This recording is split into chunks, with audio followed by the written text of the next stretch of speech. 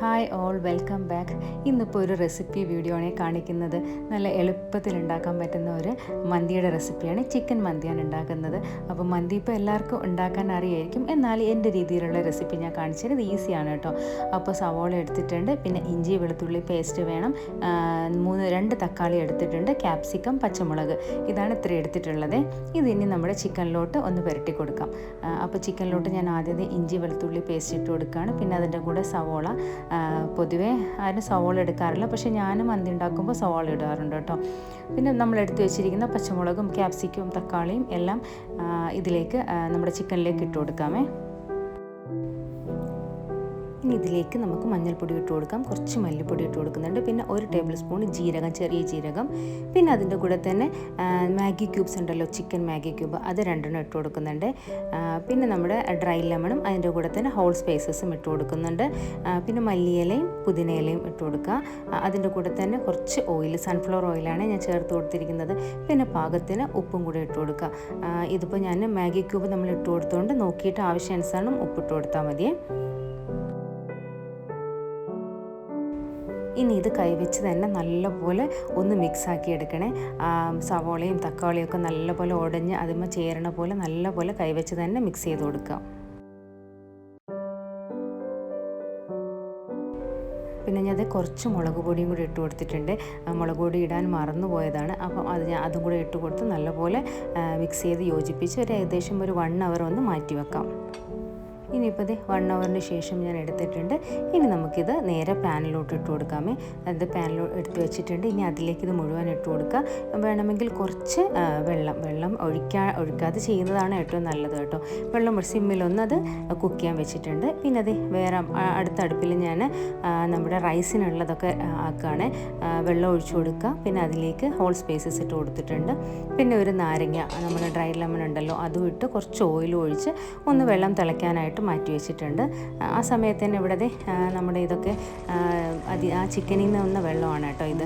ഞാൻ കുരുമുളക് പൊടി ഈ സമയത്താണ് കേട്ടോ ഞാൻ കുരുമുളക് പൊടി ഇട്ട് കൊടുക്കുന്നത്. അതുമായിട്ടൊന്ന് യോജിപ്പിച്ച് ഇനി ഇത് മൂടി വെച്ച് ഒന്ന് കുക്ക് ചെയ്തെടുക്കുക.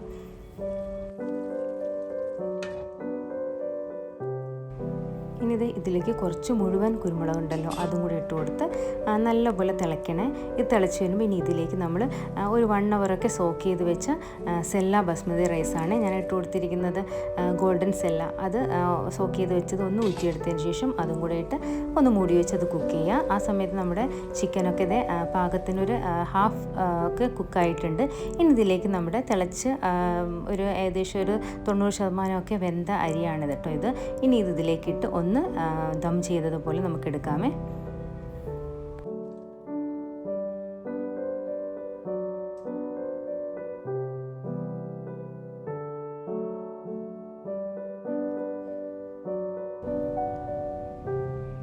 ഇനിയിപ്പോൾ ഇതിലേക്ക് കുറച്ച് പാലിൽ മഞ്ഞൾപ്പൊടി കലക്കിയതും കൂടെ ഒഴിച്ചു കൊടുക്കുകയാണ്. മഞ്ഞൾപ്പൊടിക്ക് പകരം സാഫ്രോൺ ഉണ്ടെങ്കിൽ അത് ഒഴിച്ചു കൊടുത്താൽ നല്ല സ്മെല്ലായിരിക്കും. ഇനിയിപ്പോൾ ഇത് ചാർക്കോൾ ഞാൻ കത്തിക്കാൻ വെച്ചിട്ടുണ്ടായിരുന്നു, അത് ഇട്ട് കൊടുത്തിട്ടുണ്ട്. ഇനി അതിലേക്ക് കുറച്ച് നമ്മുടെ ഓയിലും കൂടെ ഒഴിച്ചു കൊടുത്തിട്ടുണ്ട്. ഇതിനുള്ളിൽ ഇതുപോലെ ചെറിയൊരു കുഞ്ഞു പാത്രം വെച്ചിട്ട് അങ്ങനെ ചെയ്താൽ മതി. ഇനി ഏകദേശം ഒരു 15 മിനിറ്റോളം ഒന്ന് ദം ചെയ്തെടുക്കാം. ഇനി ഇതിൻ്റെ കൂടെ കഴിക്കാനായിട്ട് നമ്മൾ തക്കാളിയുടെ ഒരു ചട്നി ഉണ്ടാവുമല്ലോ, അപ്പോൾ അതുണ്ടാക്കാനാണ്. അപ്പോൾ അതിലേക്ക് ഞാൻ 3 തക്കാളി എടുത്തിട്ടുണ്ട്. ഒരു മുഴുവൻ അത്യാവശ്യം വലുപ്പമുള്ള തക്കാളിയാണ് എടുത്തിരിക്കുന്നത്. ഇനി ഇതിലേക്ക് ഒരു 3 അല്ലി വെളുത്തുള്ളി ഇട്ട് കൊടുക്കുക. പിന്നെ കുറച്ച് ഒരു 2 പച്ചമുളകും പിന്നെ മല്ലിയില ഇട്ട് കൊടുക്കാം. പിന്നെ ഇതിലേക്ക് നമ്മൾ ഉപ്പിട്ട് കൊടുക്കുന്നുണ്ട്. അതിൻ്റെ കൂടെ തന്നെ കുറച്ച് വിനീഗറും കൂടെ ഞാൻ ഒഴിച്ചിട്ടാണ് അരച്ചെടുക്കുന്നത്.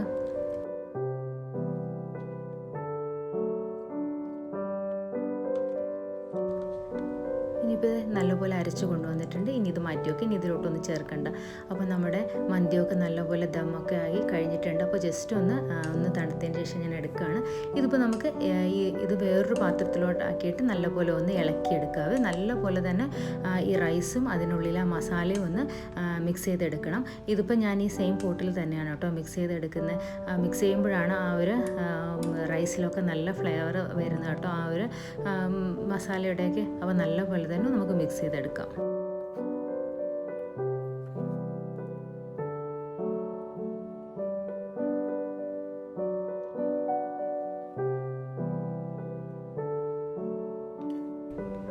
നമുക്ക് വളരെ എളുപ്പത്തിൽ തന്നെ ഇങ്ങനെ ഉണ്ടാക്കിയെടുക്കാം കേട്ടോ. മന്തി തന്നെ ഒരുപാട് തരത്തിൽ നമ്മൾ ഉണ്ടാക്കാറുണ്ട്. ഇത് ഞാൻ ഇങ്ങനെ ഉണ്ടാക്കുന്ന ഒരു റെസിപ്പിയാണ്. ഇതല്ലാണ്ട് പല തരത്തിൽ ഞാൻ ഉണ്ടാക്കാറുണ്ട്. പിന്നെ വരുന്ന വീഡിയോസിലൊക്കെ അതിൻ്റെ ഒക്കെ റെസിപ്പി ഷെയർ ചെയ്യാവേ. ഇതിപ്പോൾ നല്ല ടേസ്റ്റാണ് കേട്ടോ. ഇങ്ങനെ ഉണ്ടാക്കുമ്പോൾ ഉള്ളൊരു ഗുണമെന്ന് വെച്ചാൽ നമ്മുടെ ആ റൈസ് നല്ല ഫ്ലേവർ ആയിരിക്കും കേട്ടോ. പിന്നെ ഞാൻ കുറച്ചാണ് ഓയിലൊക്കെ ഞാൻ ചേർത്ത് കൊടുത്തിട്ടുള്ളത്. നമുക്ക് മക്കൾക്ക് കൊടുക്കുമ്പോൾ ഹെൽത്തി ആയിട്ട് കൊടുക്കാവേ. പിന്നെ അത് കഴിഞ്ഞപ്പോൾ ഈവനിങ് ഞങ്ങൾ പുറത്ത് പോകാനൊന്ന് ഇറങ്ങിയിട്ടുണ്ട്. മക്കൾക്ക് ചെറിയൊരു ഷോപ്പിംഗ് ഒക്കെ ഉണ്ടായിരുന്നു.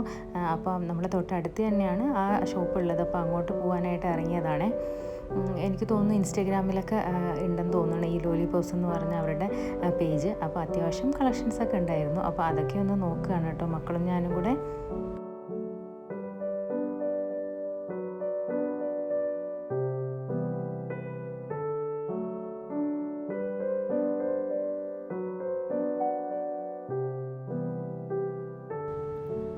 പിന്നെ ഇത് ഞങ്ങൾ തിരിച്ച് വീട്ടിലോട്ട് പോവുകയാണ്. അപ്പോൾ നിങ്ങൾക്ക് വീഡിയോസും ഈ റെസിപ്പിയൊക്കെ കണ്ട് ഇഷ്ടമാവണമെങ്കിൽ ഒന്ന് സബ്സ്ക്രൈബും ഒന്ന് ഷെയറും ലൈക്കൊക്കെ ഒന്ന് ചെയ്തേക്കണേ.